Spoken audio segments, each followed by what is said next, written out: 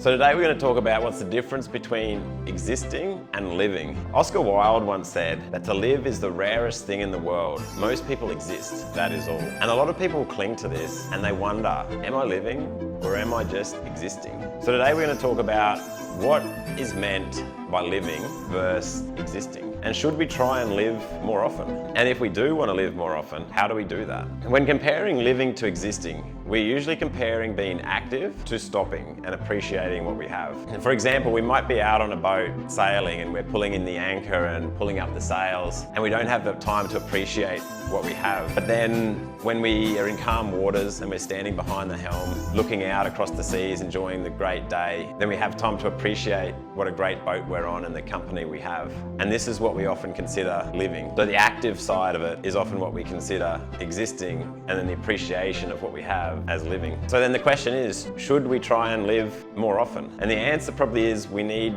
balance. As in, we can't really appreciate what we have without working towards achieving it. So we need to do this work to get what we want. And additionally, if we were just living, if we were just appreciating all day, then we'd likely become bored with it and want to go and do something active. So it's all about finding balance between living and existing. But if we feel we don't have the right balance, if we're wanting to appreciate what we have more often and spend more time living, there's usually two things that might be stopping us. The first is that when we stop, we have these uncomfortable thoughts. It could be worry, or it could be regret, or it could be just a thought of some uncomfortable memory. And so in these cases, we need to improve our positive thought bias or learn to associate more positive emotions with those past memories. So to improve our positive thought bias, we've discussed this in other videos, we need to improve our chemical makeup, our brain structure, and our foundational beliefs. And we can improve our chemical makeup and brain structure by building the 6 pillars of happiness: eating well, sleeping well, socializing well, exercising well, finding novelty and hope.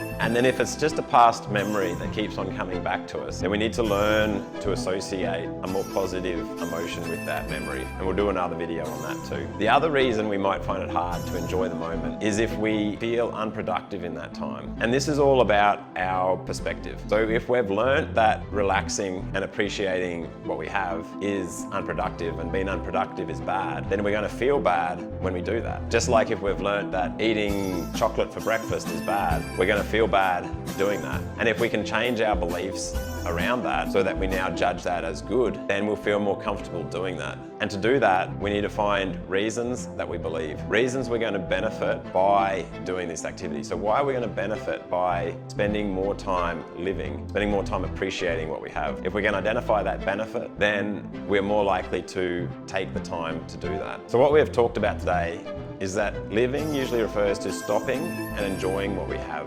We then talked about how we need balance between living and existing. We need both. And if you feel like you're not getting the right balance, if you feel like you would like to spend more time appreciating what you have, then it's usually about improving your positive thought bias by improving your brain structure, chemical makeup, and foundational beliefs, or learning to associate more positive emotions with past memories, or learning to value this time spent appreciating more. The more you value it, the more comfortable you're going to feel doing it.